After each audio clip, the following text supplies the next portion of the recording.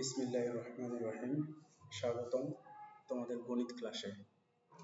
আজকে আমরা সপ্তম শ্রেণীর 2.3 অধ্যায়ের 14 নম্বর অঙ্ক থেকে শুরু করব ইনশাআল্লাহ। এখানে 14 নম্বর অঙ্কটায় বলছে যে 30 জন শ্রমিক 20 দিনে একটি বাড়ি তৈরি করতে পারে। সম্পূর্ণ একটা বাড়ি তৈরি করতে 30 জন শ্রমিকের 20 দিন সময় লাগে।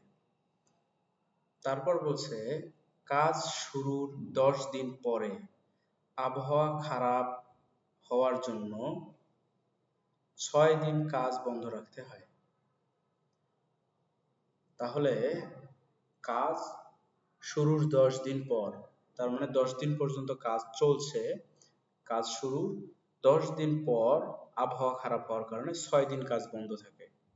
তাহলে কাজটা শেষ করতে হবে 20 দিনে, কিন্তু কাজ শুরুর 10 দিন পর 6 দিন কাজ বন্ধ থাকে। তাহলে এখানে যায় 16 দিন কিন্তু চলে যায়, বাকি থাকে আর 4 দিন।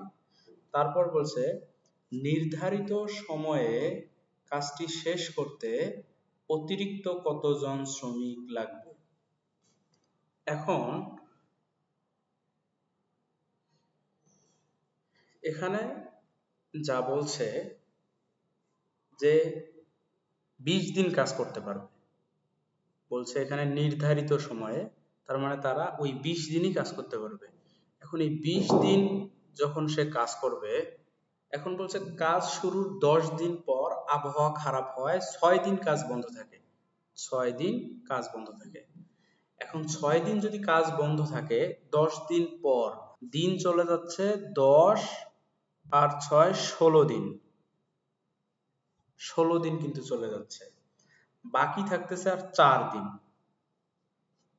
তারা বলছে যে নির্ধারিত সময়ে, মানে বাকি এই 4 দিনের মধ্যে কাজটা শেষ করতে হবে। এই কাজটা ওই 4 দিনে শেষ করতে গেলে অতিরিক্ত কতজন শ্রমিক লাগবে সেটা বের করতে বলছে। আমরা এখন এইটা বিস্তারিত আলোচনা করে দেখবো ইনশাআল্লাহ। তাহলে এখন আমরা অঙ্কে আসি। কাজ তারা 10 দিন পর্যন্ত কাজ করছিল, এইটার আগে বের করি আমরা। এখানে দেখো লেখা হয়েছে 30 জন শ্রমিক 20 দিনে করে একবার সম্পূর্ণ কাজ। 30 জন শ্রমিক 20 দিনে করে একটি কাজ।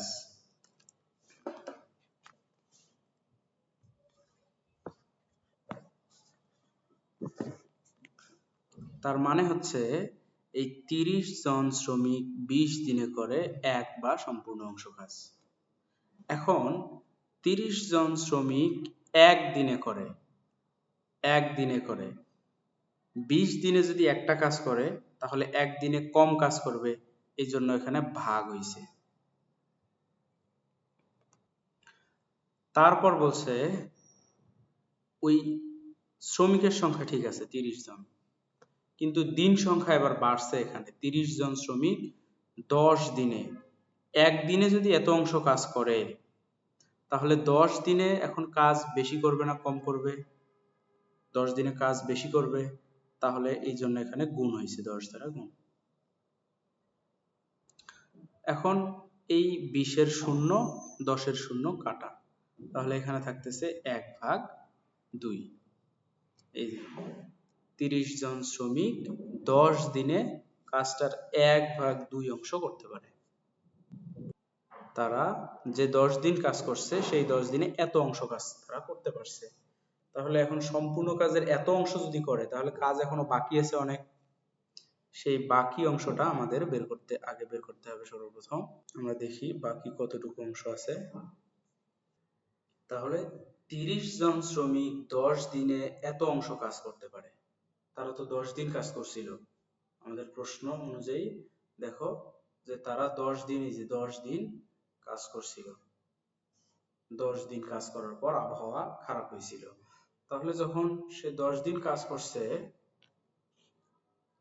তাহলে আমরা এখানে আসি যে 10 দিনে তাহলে কতটুকু কাজ করছে আমরা সেটা বের করছি, এইটা। এখন এই অংশটুকু 10 দিনে করার পর আবহাওয়া খারাপ থাকার কারণে কাজটা বন্ধ ছিল। তাহলে সম্পূর্ণ কাজটা মানে একটা কাজ করবে, ওখানে উল্লেখ করা আছে প্রশ্নে যে একটা কাজ করবে, 30 জন শ্রমিক 20 দিনে একটা কাজ করবে। এখন তারা 10 দিনে এতটুকু কাজ করে, তাহলে বাকি আর কতটুকু থাকে? এই একটা কাজের থেকে যতটুকু কাজ করছে সেটা বাদ দিলে বাকি অংশটা পাওয়া যাবে। সেটা আমরা এখানে বের করছি যে এখানে 1 মাইনাস 1 ভাগ 2 এর লসাগু আমরা করছি 2। 2 দ্বারা 1 কে গুণ করলে 2 1 কে 2 মাইনাস 2 দ্বারা 2 কে ভাগ করলে 1, 1 দ্বারা 1 কে গুণ করলে 1 1 কে 1। তাহলে এটা আসতেছে নিচে 2, 2 এর থেকে 1 বাদ দিলে 1। তাহলে এখন বাকি অংশ থাকতেছে 1 ভাগ এত অংশ। তাহলে 10 দিনে করেছিল 1 ভাগ 2 অংশ, আবার আমরা দেখলাম বাকি অংশ হচ্ছে 1 ভাগ 2 অংশ। তাহলে আমরা এখন দেখব প্রশ্নে বলা হয়েছিল যে নির্ধারিত সময়ে কাজটি শেষ করতে অতিরিক্ত কতজন শ্রমিক লাগবে। এখন নির্ধারিত সময় বলতে বোঝাচ্ছে যে 20 দিন এ শেষ করতে হবে, কাজটা 20 দিনের মধ্যেই শেষ করতে হবে। এখন কাজ শুরুর 10 দিন কাজ করার পর 10 দিন কাজ করার পর 6 দিন আবহাওয়া খারাপ ছিল, তার মানে এখানে চলে যাচ্ছে 16 দিন। তাহলে আর দিন থাকে 4 দিন, আর দিন থাকে কত দিন? 4 দিন। এখন এই 4 দিনে আমাদের শ্রমিক কতজন লাগবে সেটা বের করতে হবে। তাহলে এই যে সেটা আমরা 4 দিনটা বের করে নিছি এখানে, যে 6 দিন কাজ বন্ধ থাকায় সময় বাকি থাকে। টোটাল আমাদের দিন ছিল নির্ধারিত সময় 20 দিন, এখানে 10 দিন কাজ করার পর 6 দিন কাজ বন্ধ ছিল, তাহলে 10 6 16, 16 থেকে 20 বাদ দিলে এখানে 4 দিন থাকে। তাহলে এখন সময় আছে 4 দিন। এই 4 দিনে কাজটা শেষ করতে গেলে তাহলে অধিক সংখ্যক শ্রমিক প্রয়োজন হবে, তুলনামূলক আগের তুলনায় অধিক সংখ্যক শ্রমিক প্রয়োজন হবে। তাহলে সেটা এখন যদি আমরা বের করি, 4 দিনে কাজটা শেষ করতে কতজন শ্রমিক লেগেছিল, এই অংশটুকু যদি আমরা এখন বের করার চেষ্টা করি, তাহলে 10 দিনে 1 ভাগ 2 অংশ কাজ করে 30 দিনে। এখন প্রশ্ন হতে পারে 1 ভাগ 2 আমরা কোথায় পেয়েছি? এই যে 10 দিনে এত অংশ কাজ করে, 10 দিনে কাজ করে 1 ভাগ 2 অংশ, তাহলে সেইটাই আমরা এখানে লিখছি যে 10 দিনে 1 ভাগ 2 অংশ কাজ করে 30 জন শ্রমিক। দেখো তো এখানে 30 জন শ্রমিক ছিল না? 30 জন শ্রমিক 10 দিনে এত অংশ কাজ করে। তাহলে সেটা আমরা একটু অঙ্কের সুবিধার্থে আমরা এভাবে লিখছি যে 10 দিনে 1 ভাগ 2 অংশ কাজ করে 30 জন শ্রমিক। এখন আমরা জানি যেটা বের করতে বলে সেটা এই দিকে থাকতে হয়, সেটা এই দিকে রাখতে হয়। এজন্য আমাদের শ্রমিক সংখ্যা বের করতে বলছে অতিরিক্ত কতজন শ্রমিক লাগবে, সেই জন্য আমরা শ্রমিক সংখ্যাটা এইদিকে রাখছি। তাহলে 10 দিনে 1 ভাগ 2 অংশ কাজ করে 30 জন শ্রমিক। এখন এটা একদিনে বের করতে হবে। একদিনে 1 ভাগ 2 অংশ কাজের পরিমাণ ঠিক আছে, কাজ করে যদি 10 দিনে 1 ভাগ 2 অংশ কাজ করতে 30 জন শ্রমিক লাগে, তাহলে একদিনে ওই সমপরিমাণ কাজ করতে শ্রমিক সংখ্যা বেশি লাগবে, যার কারণে এখানে গুণ হয়েছে। তারপর বলছে যে 4 দিনে নির্ধারিত সময়ের মধ্যে যখন কাজ শেষ করতে হবে, নির্ধারিত সময়ের মধ্যে যখন কাজ শেষ করতে হবে, তখন আমরা দেখেছিলাম যে আবহাওয়া খারাপ থাকার পর আর সময় বাকি ছিল 4 দিন। তাহলে এই 4 দিনে কাজটা শেষ করতে হবে, অতএব 4 দিনে 1 ভাগ 2 অংশ কাজ করে, তাহলে এখন আবার এই 4 ভাগ হবে। একদিনে যে অংশটা একই অংশ কাজ, একদিনে যদি 1 ভাগ 2 অংশ কাজ করতে যতজন শ্রমিক লাগবে, 4 দিনে ওই একই অংশ কাজ করতে শ্রমিক সংখ্যা এবার কম লাগবে, শ্রমিক সংখ্যা এবার কম লাগবে। তাহলে কম লাগলে ভাগ হবে, এই জন্য 4 দ্বারা ভাগ হয়েছে। এখানে যেটা ভাগ হয়েছে, ভাগটা যদি আমরা একটু দেখি, 30 গুণ 10 / ডিভাইডেড বাই 4। আমরা যদি 2 দ্বারা 4 কে ভাগ করি তাহলে আসতেছে 2 দুগুণ 4, আর এখানে আসতেছে 5 দুগুণ 10। 2 দ্বারা যদি 30 কে ভাগ করি তাহলে 15 দুগুণ 30। তাহলে 15 দ্বারা যদি এখন আমরা 5 কে গুণ করি তাহলে 75 আসবে। তাহলে এখন ওই 4 দিনে কাজটা করতে শ্রমিক লাগতেছে 75 জন। 4 দিনে যদি কাজটা শেষ করতে যায় তাহলে শ্রমিক লাগবে 75 জন। এখন আমাদের তো আগে থেকেই 30 জন শ্রমিক কাজ করছে, তাহলে এখন অতিরিক্ত শ্রমিক কতজন লাগবে? এই হচ্ছে যে 75 থেকে 30 বাদ দিলে 45 জন। এই 45 জন অতিরিক্ত শ্রমিক প্রয়োজন হবে। এবার আমরা পরবর্তী অঙ্কটা দেখব, যেটা 15 নাম্বার। এখানে বলছে একটি কাজ ক ও খ একত্রে 16 দিনে করতে পারে, খ ও গ একত্রে 12 দিনে করতে পারে, ক ও গ একত্রে 20 দিনে করতে পারে। এখানে একটা জিনিস লক্ষণীয়, তারা কিন্তু কাজটা সবাই একই দিনে বা একই পরিমাণ দিনে করতে পারতেছে না, এটা লক্ষণীয় বিষয়। তারপর বলছে ক, খ, গ একত্রে কত দিনে কাজটি করতে পারে। আমাদের দিন সংখ্যা বের করতে বলছে, তাহলে এদের একত্রে কত দিনে কাজটা করতে পারবে এটার জন্য সবাইরে দিন সংখ্যা সমান হওয়া লাগবে। তার মানে সবাইরে আমাদের একদিনে কতটুকু কাজ করতে পারে সেটা বের করতে হবে। তাহলে আমরা সেটা যোগ করে দিলে তারা একত্রে যে কাজটা করতে পারবে সেটা বের হবে, সহজ হবে। তো সেইটা করার জন্য ফার্স্ট অফ অল আমরা দেখব ক ও খ একত্রে একদিনে কতটুকু কাজ করে সেটা বের করব। তাহলে ক ও খ 16 দিনে সম্পূর্ণ করে এক বা সম্পূর্ণ অংশ কাজ। 16 দিলে 16, ক ও খ একত্রে 16 দিনে করে এক বা সম্পূর্ণ অংশ কাজ। এখন এই এক বা সম্পূর্ণ অংশ কি? কাজ তো একটাই, কাজ একটাই, তো এটাই তো সম্পূর্ণ অংশ কাজ সেইটা। তাহলে তারা যদি 16 দিনে একটি কাজ সম্পূর্ণ করে তাহলে একদিনে অবশ্যই একটা কাজ সম্পূর্ণ করতে পারবে না, কারণ তাদের তো একটা কাজ সম্পূর্ণ করতে সময় লাগতেছে 16 দিন। কিন্তু ওই কাজটা যদি তারা একদিনে করতে যায় তাহলে তাদের সময়, ওই কাজটা যদি তারা একদিনে করতে যায় তাহলে কাজটা সম্পূর্ণ করতে পারবে না, কিছু অংশ কাজ করতে পারবে। সেইটা হচ্ছে যে, তাহলে ক ও খ একদিনে করবে 1/16 অংশ কাজ। একইভাবে আমরা খ ও গ এর ক্ষেত্রে দেখব, খ ও গ একত্রে 12 দিনে করে 1 অংশ কাজ। তাহলে একদিনে ওই 1 অংশ কাজ করতে পারবে না, কাজের অংশ কমে যাবে, তাহলে 1/12 অংশ কাজ। আবার একই বিষয়টা আমরা ক ও গ এর ক্ষেত্রে দেখব। ক ও গ একত্রে 20 দিনে করে একটি কাজ বা 1 অংশ বা সম্পূর্ণ অংশ কাজ। তাহলে একদিনে সম্পূর্ণ কাজটা করতে পারবে না, 1/20 অংশ কাজ করবে।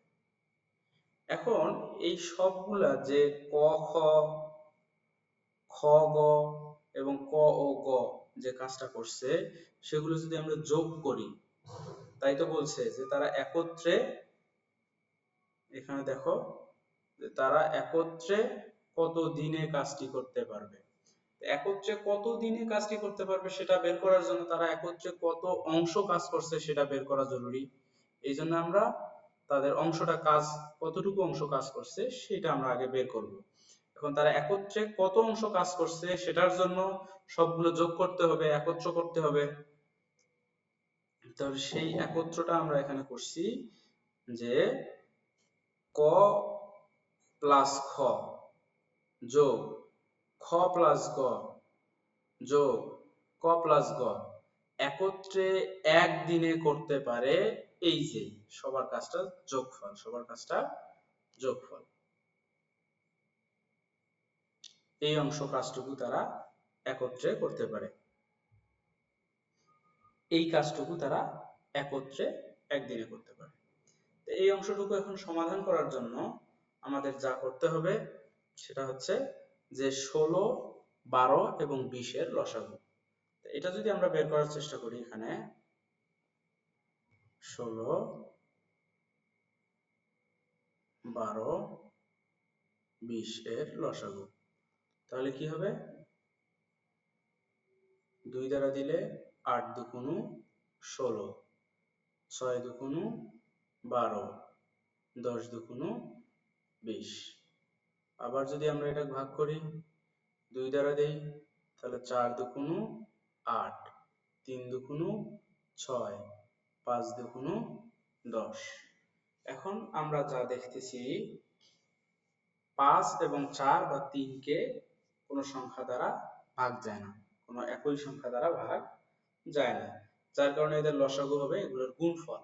তাহলে এগুলোর যদি গুণফল আমরা বের করি, তাহলে 3 5 15, 4 15 60, 60 দুগুণ 120, 120 দুগুণ 240, এদের লসাগু এখানে আসছে 240। এখন আমরা অঙ্কের যা নিয়ম জানি সেই অনুযায়ী যদি অঙ্কটা করার চেষ্টা করি, আমরা যা জানি যে এই হর দ্বারা লসাগুকে ভাগ করতে হয় এবং ভাগফল দ্বারা লবকে গুণ করতে হয়। তো 16 দ্বারা যদি আমরা 240 কে ভাগ করি, 16 দ্বারা যদি আমরা 240 কে ভাগ করি তাহলে আসবে 15, 15 দ্বারা 1 কে গুণ করলে আসবে 15 কে 15। একইভাবে যদি আমরা এই 12 দ্বারা 240 কে ভাগ করি তাহলে আসবে 20, এই 20 দ্বারা 1 কে গুণ করলে আবারও 20 এ আসবে। একইভাবে আমরা যদি 20 দ্বারা 240 কে ভাগ করি তাহলে আসবে 12, 12 দ্বারা যদি 1 কে গুণ করি তাহলে আসবে 12 কে 12। তাহলে আমরা যা পেলাম সেটা যদি যোগ করে দেই, 12, 20 আর 15 যদি যোগ করি তাহলে আসতেছে 47, আর নিচের অংশটা ঠিক থাকবে 240। এখন এইখানে যেটা আমরা দেখতে পাচ্ছি যে এইখানে ছিল ক খ, এখানেও ছিল খ, এখানে দেখো খ দুইটা, আবার হচ্ছে ক দেখো এখানে দুইটা, আবার এখানে যদি আমরা দেখি ক দুইটা, তাহলে এখানে কি আসে মূলত? এখানে তাহলে এরকমটা আসে যে 2ক যোগ 2খ যোগ 2গ, এমনটা আসে। এখান থেকে সবগুলোতেই 2 আছে জন্য আমরা যদি 2 কমন নেই তাহলে 2 ইন্টু ক যোগ খ যোগ গ, এমনটা আসে। সেটাই আমরা এখানে লিখছি, এখানে আমরা তাই লিখছি যে 2 ইন্টু ক যোগ খ যোগ গ। এই যে একত্রে একদিনে করে এই অংশটা কাজ, তাহলে এখানে যদি আমরা 2 এখানে গুণ আকারে আছে তাহলে এটা সমান পার করে দিলে হবে ভাগ,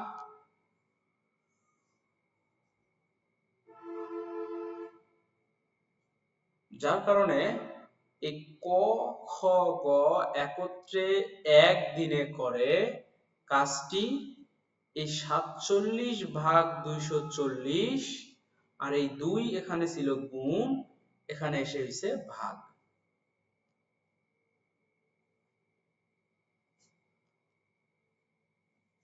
নেক্সট আমরা যদি দেখি এখানে 47 উপরে ঠিক থাকবে, আর 240 এর সাথে যদি আমরা 2 গুণ করি তাহলে এখানে হবে 480। তাহলে এখানে কি থাকলো? এখানে থাকলো ক খ গ একত্রে একদিনে কাজটির করে এত অংশ, এত অংশ। তার মানে ক খ গ একত্রে এত অংশ কাজ তারা করতে পারে একদিনে। এখন এই অংশটা, এটা তো অংশ বের হয়েছে, কিন্তু আমাদের প্রশ্নে কি চাইছে দেখো তো। প্রশ্নে আমাদের চেয়েছে ক খ গ একত্রে কাজটি কত দিনে করতে পারবে। আর আমরা যেটা ওখানে পাইছি 47/480, সেটা হচ্ছে অংশ কাজ করতে পারে একদিনে। তাহলে আমরা আবার সেখানে যাই।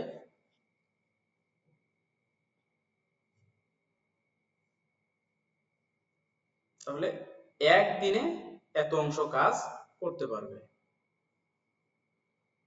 এত অংশ কাজ করতে পারবে। যেহেতু আমার এখন দিন বের করতে হবে, তাহলে অংশটাকে এই দিকে রেখে দিনটাকে এই দিকে রাখতে হবে। তাই আমরা করছি যে এত অংশ কাজ একদিনে করে। ঠিক আছে, তাহলে ক ও খ একত্রে এত অংশ কাজ 47/480 অংশ কাজ করে একদিনে। তারপর যদি আমরা দেখার চেষ্টা করি, ক খ গ একত্রে সম্পূর্ণ অংশ কাজ করতে বলছে।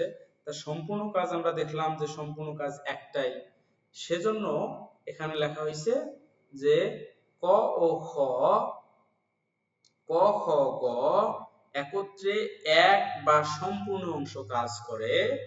এইটা মূলত এরকম ছিল যে এই এক ভাগ এই যে এইটা 47/480 দিনে। এখন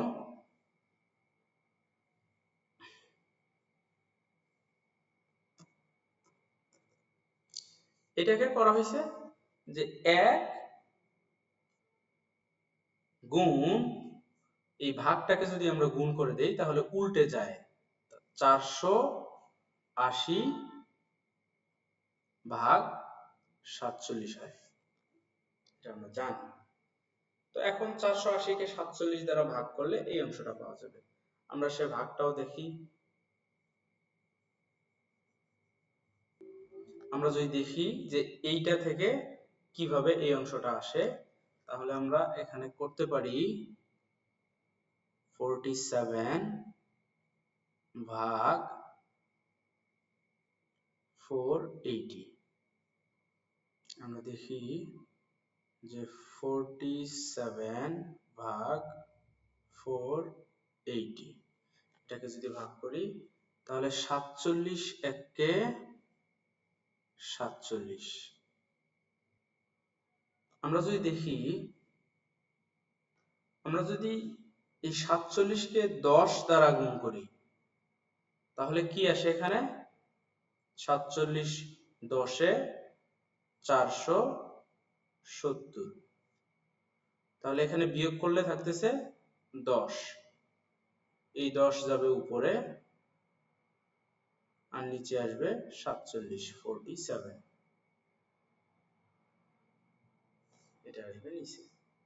তাহলে আমরা এখানে কি পেলাম, 10 সমস্ত 10/47 অংশ।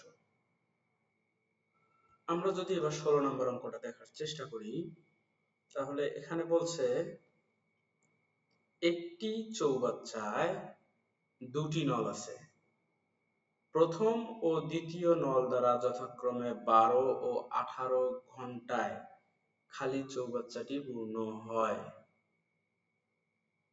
প্রথম নল দ্বারা চৌবাচ্চাটি পূর্ণ হয় 12 ঘন্টায়, দ্বিতীয় নল দ্বারা চৌবাচ্চাটি পূর্ণ হয় 18 ঘন্টায়। তারপর বলছে দুইটি নল একসাথে খুলে দিলে খালি চৌবাচ্চাটি কত ঘন্টায় পূর্ণ হবে। দুইটি নল যদি একসঙ্গে খুলে দেয় তাহলে খালি চৌবাচ্চাটি কত ঘন্টায় পূর্ণ হবে। আমরা আগে যে অঙ্কটা করছি সেটার মতোই, এটাকে আগে 1 ঘন্টায় রূপান্তর করব। দুইটা নল 12 ও 18 ঘন্টায় পূর্ণ হয়, এইটাকে আমরা দুইটাকেই 1 ঘন্টায় নিয়ে আসবো, নিয়ে এসে যোগ করে দিব।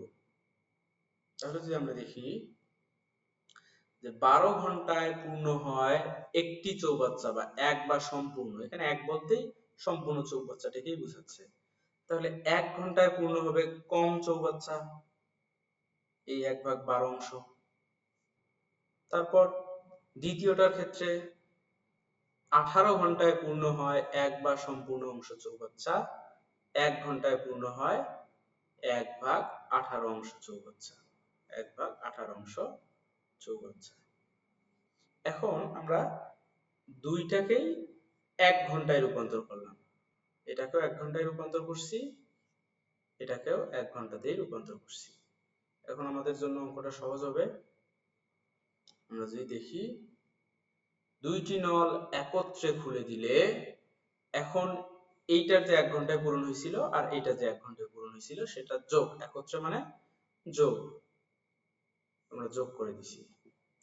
এখন 18 1/12 যোগ 1/18, এটা যোগ করার পদ্ধতি হচ্ছে প্রথমে আমাদের লসাগু করতে হবে। কার লসাগু? 12 এবং 18 লসাগু। এটা আমরা দেখি 12 এবং 18 লসাগু কি হয়। 12 18, 2 দ্বারা যদি এটাকে ভাগ দেই 6 দুগুণ 12, 9 দুগুণ 18, 3 দ্বারা ভাগ দিলে 3 দুগুণ 6, 3 তিরিকে 9, আর এখানে ভাগ যাচ্ছে না, তাহলে 3 দুগুণ 6, 3 6 18, 18 দুগুণ 36, তাহলে আমরা এখানে লসাগু কত পেলাম?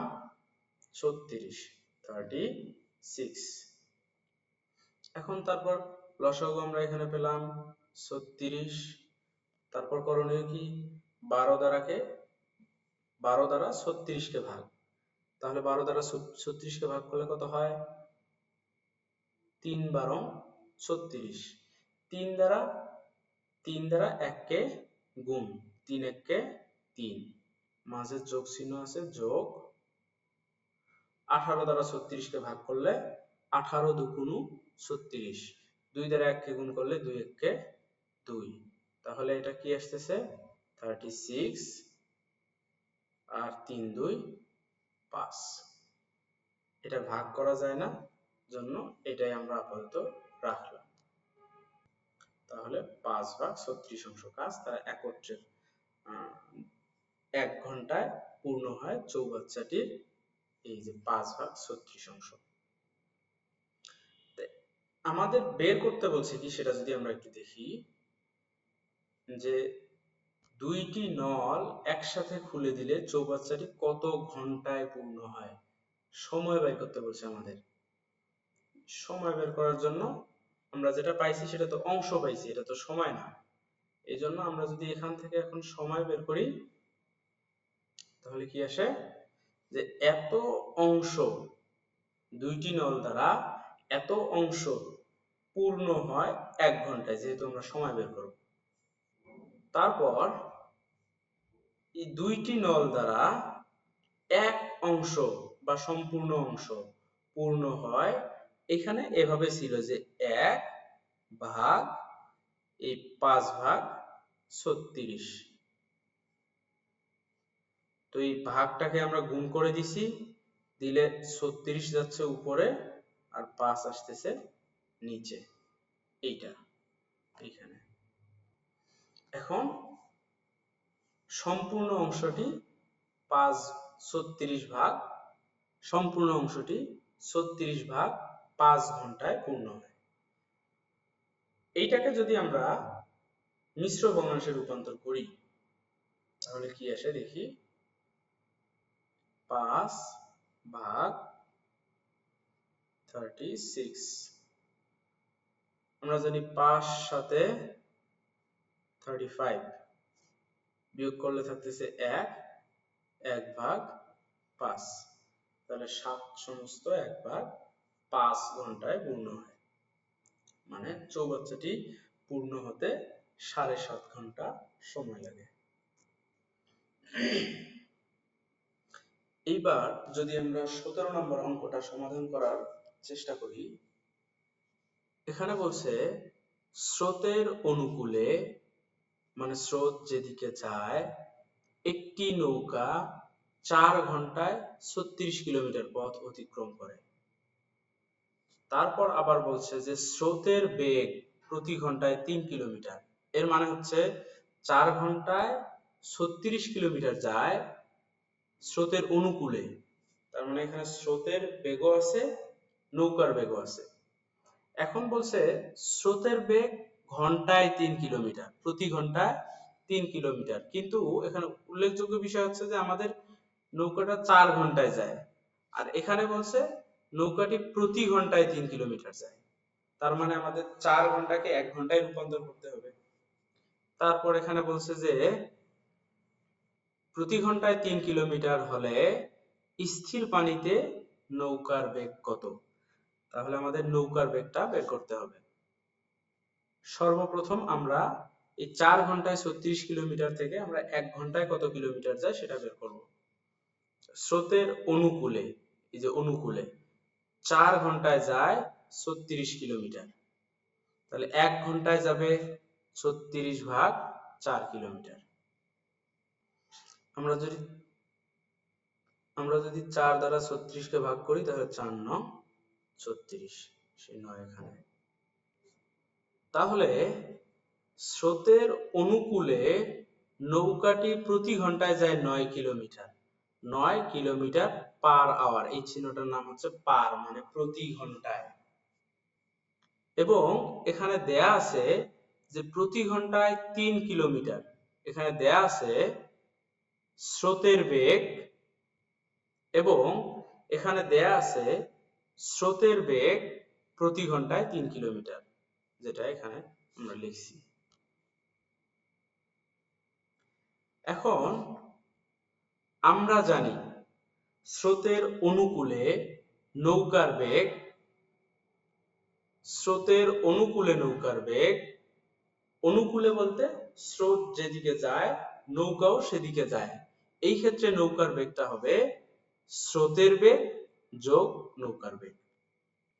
এইখানে দেখো যে আমাদের স্রোতের অনুকূলে নৌকার বেগ হচ্ছে 9 কিলোমিটার। এই স্রোতের অনুকূলে নৌকার বেগ এখানে আমরা 9 কিলোমিটার বসাইছি। তারপর স্রোতের বেগ এটা দেয়া আছে 3 কিলোমিটার, যেটা আমরা এখানে বসাইছি, প্লাস আমাদের নৌকার বেগ বের করতে বলছে যে স্থির পানিতে নৌকার বেগ কত। স্থির পানিতে নৌকার বেগ কত? তাহলে আমার এই নৌকার বেগটা বের করতে হবে, যার কারণে এর মানটা দেয়া নাই। আমরা যদি এখানে দেখি নৌকার বেগ, আমরা যদি পুরো অংশটাকে এই দিক নিয়ে আসি এবং এই দিকের অংশটাকে এই দিকে নিয়ে যাই, তাহলে চিহ্নের কোনো পরিবর্তন হবে না। সমানে উভয় দিক থেকে যদি আমরা সম্পূর্ণ অংশটা ওলটপালট করি তাহলে চিহ্নের কোনো পরিবর্তন হয় না। নির্দিষ্ট একটা পদকে আমরা যদি 2x কে সমানের ওই দিক নিয়ে যাই তাহলে সেটা 2x ই থাকবে, প্লাসের 2x ই থাকবে। কিন্তু শুধু 2 কে ওই দিক নিয়ে গেলে 2 ওই দিক গিয়ে ভাগ হবে, গুণ আছে জন্য। সেই অনুযায়ী আমরা এই অংশটাকে, সম্পূর্ণ অংশটাকে সমান চিহ্নের এই দিকে নিয়ে আসছি, এবং এই দিকের অংশটাকে, যেহেতু সমান চিহ্নের উভয় দিকের মানগুলো সম্পূর্ণভাবে ওলটপালট করা যায়, সেহেতু আমরা এখানে যেটা করছি সেটা হচ্ছে 3 কিলোমিটার প্লাস নৌকার বেগটাকে আমরা সমানের এই দিকে নিয়ে আসছি, এবং 9 ঘন্টাকে কিলোমিটার পার আওয়ারকে আমরা এই দিকে নিয়ে আসছি। তাহলে এখন এই 3 কিলোমিটার সমানের এই দিকে আছে যোগ চিহ্নে, সমান পার হয়ে এটা হয়ে যাবে বিয়োগের। নৌকার বেগ এখানে ছিল, এটা এখানে ঠিক আছে, 9 থেকে 3 বাদ দিলে 6 কিলোমিটার। তাহলে এখানে দেখা যাচ্ছে যে স্থির পানিতে নৌকার গতিবেগ হচ্ছে 6 কিলোমিটার।